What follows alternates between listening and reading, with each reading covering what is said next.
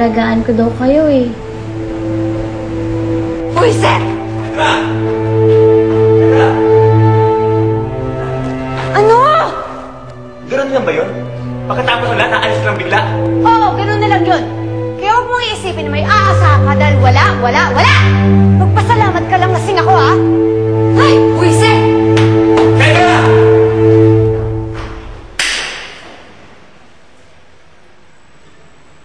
O kayo? Anong pilit-pilit niyo dyan? Alam mo, Lucy, naiingit ako sa'yo. Kasi ikaw nakausap mo si Inay bago siya namatay. Nayakap mo siya. Samantalang ako, di ko siya nakausap. Di ko siya nayakap. Yun man lang sana nagawa ko. Kung mas binilisan ko lang sana yung takbo ko, naabutan ko pa si Inay. Nayakap ko pa siya. Ngayon, huli na ang lahat. Dahil kahit kailan, di ko na siya mayayakap pa. Ate, huwag ka na umiyak. Alam mo naman na ayaw ni Inay na umiiyak ka, di ba?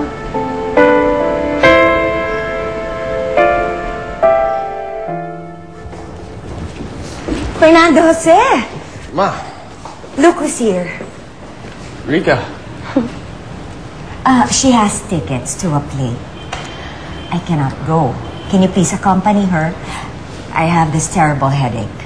Sorry, pero hindi ako pwede ngayon, Ma. Nalakad ako. Fernando Jose.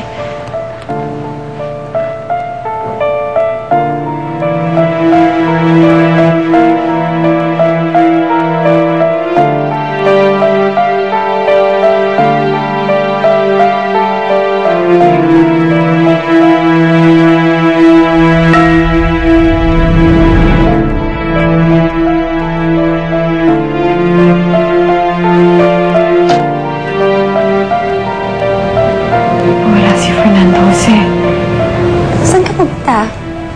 Tatanghod at mag-aabang na parang aso. Goodbye, Ma. Goodbye, Rika. Good night.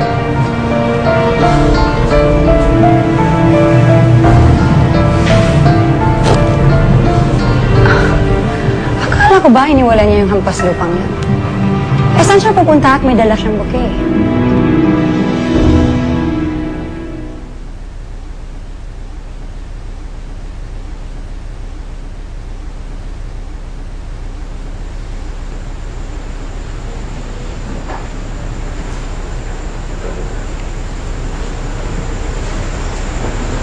Sino ka?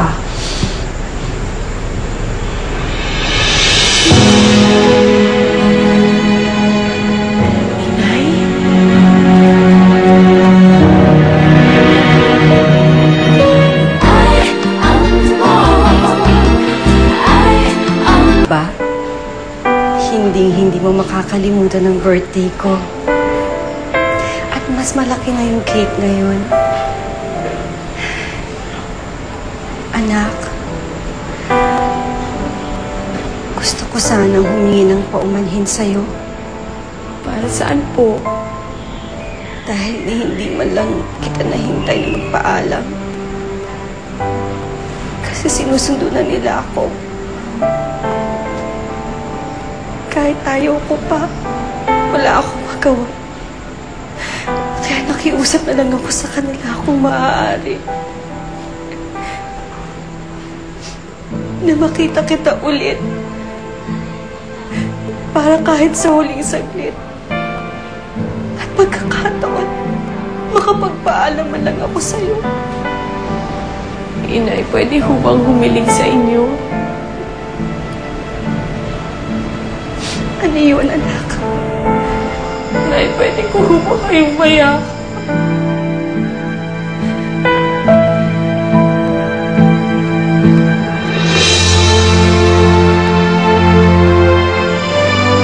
Inay! Anak, pinapayagan na kita. Alam ko, pinagbawalan kita noon. Dahil sinabi ko, nasasaktan ka lamang niya. Pero nagkamali ako.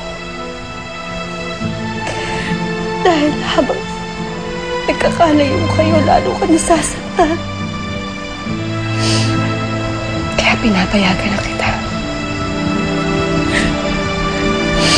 Salamat, Nay.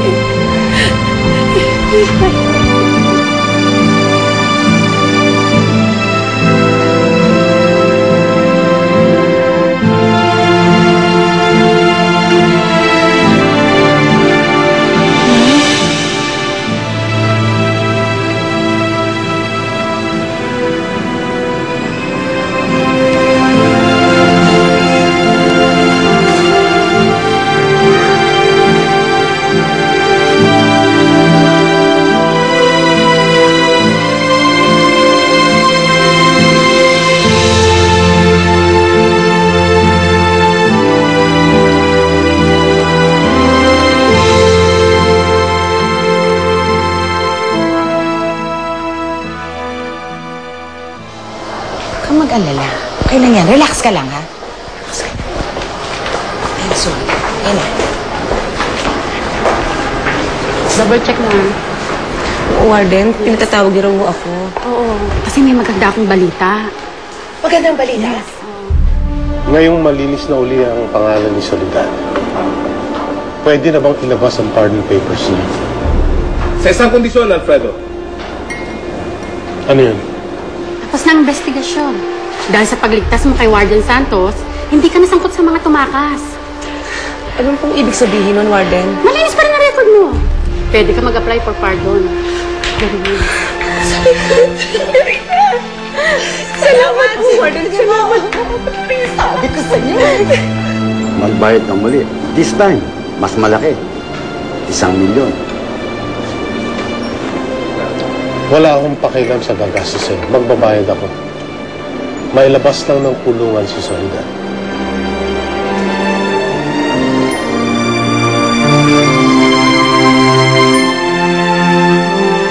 Fernando Jose!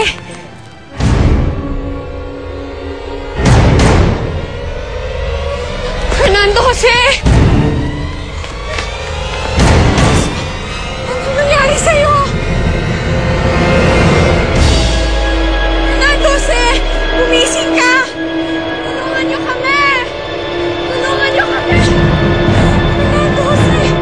Gumising ka!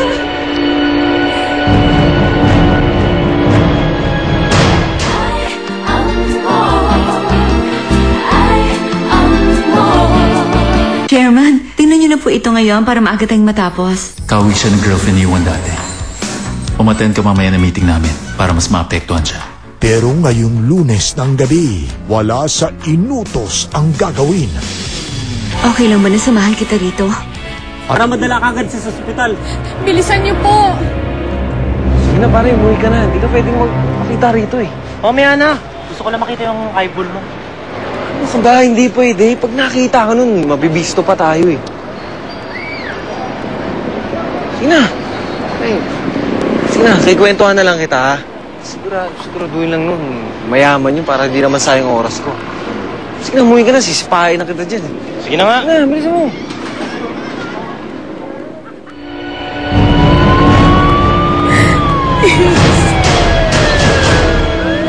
Ano nangyari sa'yo? Doon, mukhang na-hold up to ah. Rosalinda, dalhin na natin siya sa ospital.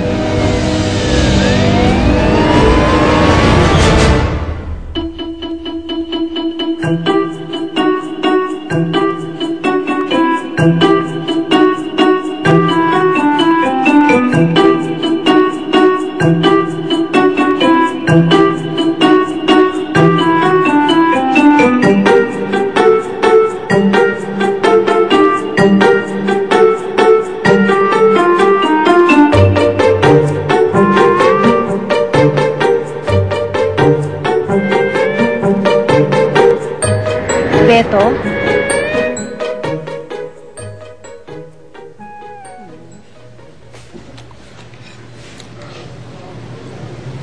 Anong ginagawa mo? Bakit mo kinakain yan? Bakit, Tay? Para kanino ba to? Para sa nanay mo. Kay inay? Bakit po?